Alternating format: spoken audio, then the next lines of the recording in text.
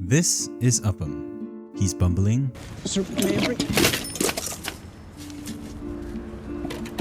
naive, What's Spielberg? Oh, it's German. Never heard of that. and honestly, a coward. And yet, he's the most important character in the movie, even more than the titular Private Ryan. Today, we're looking into what Upham represents, along with what makes Steven Spielberg's Saving Private Ryan anti-war.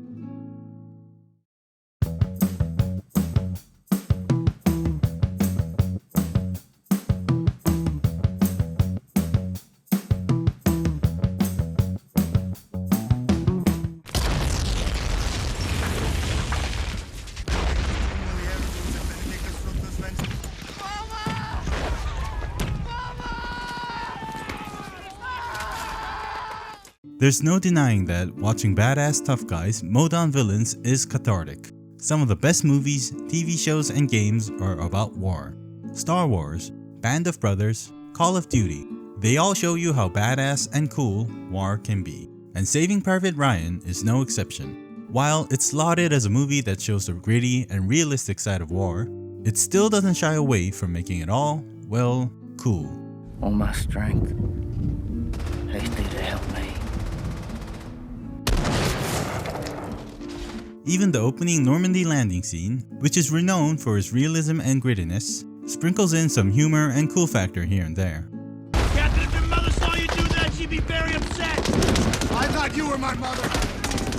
And that's not a bad thing, not necessarily. In the end, movies are here to entertain us, and just because the actual history it is based on is horrific, it doesn't mean the movie has to be as well. Yet, if the movie only showed us the heroic moments, it would not have been the masterpiece it is now. What makes a war movie great isn't heroism, action, or glory. If there's one thing the best war movies have in common, it's that they all show us the unfiltered horrors of war. How young men are sent to die by the whims of the system. But now, our country calls. Personal ambition must be thrown aside in the one great sacrifice for our country. How they lose themselves in the chaos. How can you shoot women and children? Easy. You just don't lead them so much. In the end, this is the most important scene of Saving Private Ryan. Wait. Here you go. Here it comes.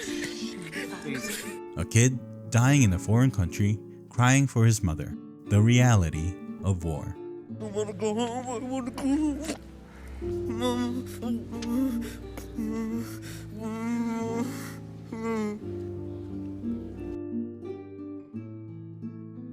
Steven Spielberg famously quoted, "Every war movie, good or bad, is an anti-war movie." And while I don't agree with that sentiment, I do see where he's coming from. Watching people getting shot, blown up, and dismembered doesn't really sell you on the concept of war, does it?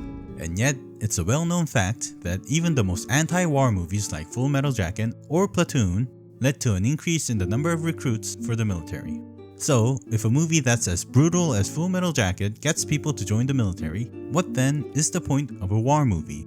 For me, it's to point out that behind all the badassery and tactic, the heroism and glamour, in the end, war is a tragedy. The point of a true anti-war movie is to show this in a way that resonates with its audience. And what better way to achieve this than an audience surrogate? Meet Upham. Looking for Corporal Upham, Yes, sir. Timothy E. I'm up, sir. Captain Miller is tasked with finding and bringing back home Private Ryan, the last surviving Ryan brother. Some private in the 101st lost 3 brothers and he's got a ticket home. To do this, he must take a squad of soldiers and venture deep into Nazi-occupied France. The problem is, I need someone who speaks French and German. Yes, sir. My 2 guys were killed. Yes, sir. Upham is the new translator chosen for this mission. As a cartographer and translator, he was a man until just months before, was as far removed from war as anybody watching. It's just that I haven't held a weapon since basic training, sir. Did you fire the weapon in basic training? Yes, sir. Well, then get your gear. Yes, sir. Sure, he's been through basic training, but I can tell you firsthand that hardly makes you a proper soldier. Upham romanticizes a war he's never experienced. Corporal, what's your book about? Supposed to be about the bonds of brotherhood that developed between soldiers during war. Brotherhood? What do you know about brotherhood? Get a load of this guy, fish. he's hopeful and optimistic. Well, when it gets up to 500, I'll give you the answers and we'll split the money. How about that? Well, if that's the way it feels, sir, I feel it's my duty under your command to suggest that we wait until it gets up to 1,000, sir. I wonder if we don't live that long. 500? 500 would be good, yeah. And as he tags along on what is essentially a suicide mission, he slowly learns the true meaning of war. How compassion can get you killed, Captain, the decent thing to do is to at least take you down the road to the next town. We're not here to do the decent thing. We're here to follow fucking orders. Take this goddamn kid! how war muddies the very foundation of what our morals are built on. Sir, you're gonna let them kill him? This is not right. Sir. You can help me with the bodies.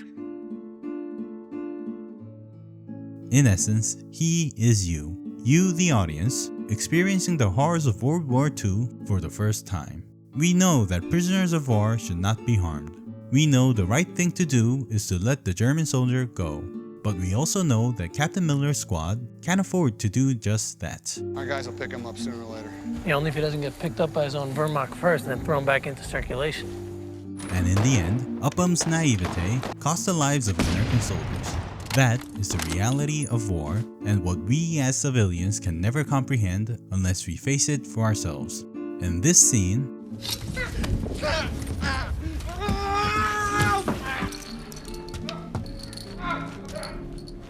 the scene that cements Upham as a coward is no different.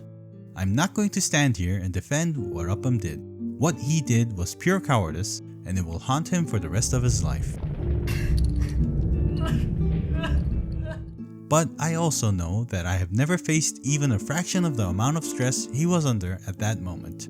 With this scene, Spielberg is asking us, what would you do in this situation? And while we may all proclaim that we wouldn't hesitate to go help our friend, the truth is, a lot of people watching would have had the same reaction, locked in fear at the sound of your dying friend. Upham was never meant to be a soldier, not many people are. With his character, Spielberg forces us to face the uncomfortable reality. We're not Captain Miller, Sergeant Horvath, or even Private Ryan, we're Upham.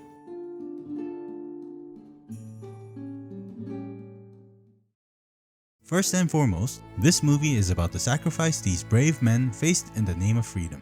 They died so that we can enjoy a life free from tyranny, war, and death. And, in their words, we are reminded to live our lives with purpose. We should Earn this. But looking closer, this movie is also a warning of the harsh reality of war. Steven Spielberg places us in the shoes of Upham, and by doing so, shows us firsthand what it means to be a soldier. How war shatters the truths we once believed. How it forces choices no one should ever have to make. War should never be taken lightly, nor should it ever be romanticized.